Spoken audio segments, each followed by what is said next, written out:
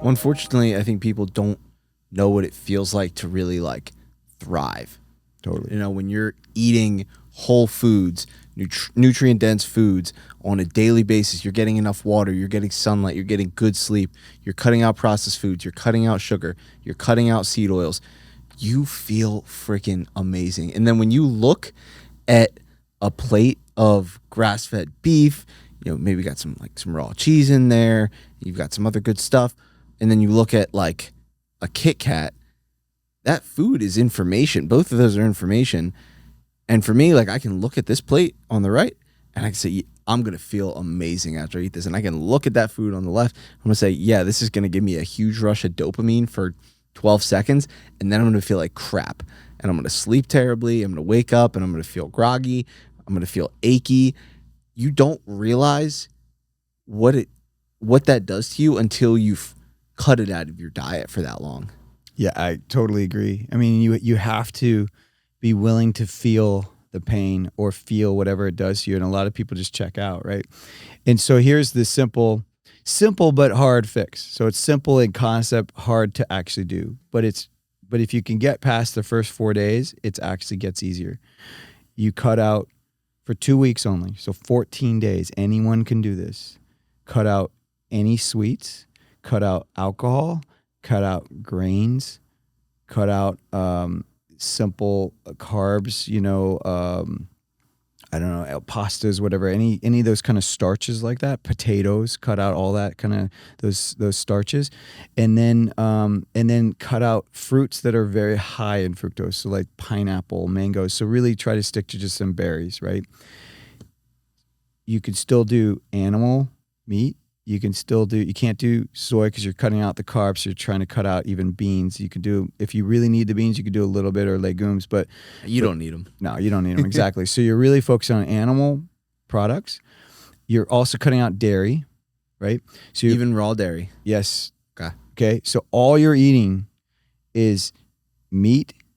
You're eating fat, but not dairy fat, just any other kind of fat. So you can eat nuts. You can eat tallow, lard, butter, because I don't count the butter as dairy only because it's mostly fat. And so a lot of people can do that, but if you can cut it out, you'll see even bigger gains. But sure.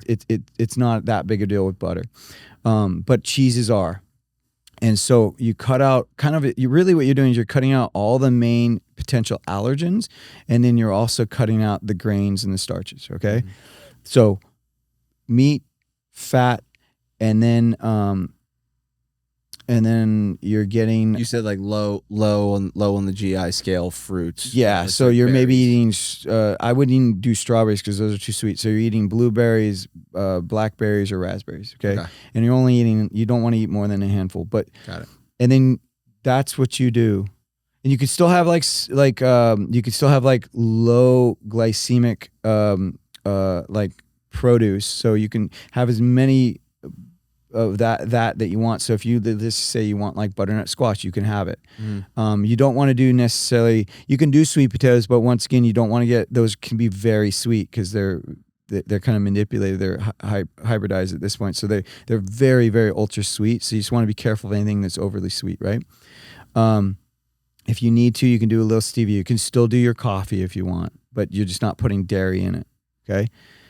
2 weeks. Eat like that. And what happens is not only do you end up losing weight and inflammation because you cut all these things out, but you also recalibrate your palate. So let's just say a lot of people that do this, they'll enter it drinking 2 to 3 glasses of wine a night. They can barely finish a glass after 2 weeks because they suddenly now taste how sweet it is. Mm. The same thing with fruit. Like they go to bite an apple and they're like, oh my gosh, it's like candy. That's all you need. You just need to recalibrate. You need like you said, you need a moment of pulling back from what it is that you're so hooked into or addicted to then have contrast.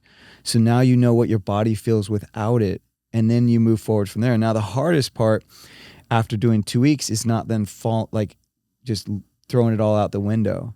You really do want to ease into it. And if you ease into it properly, you'll actually discover what foods are causing these issues. Because you'll immediately feel bloated or you'll immediately feel like you'll see things pop up like rashes or something. Because in that 14 days, a lot of things kind of clear up, which is miraculous.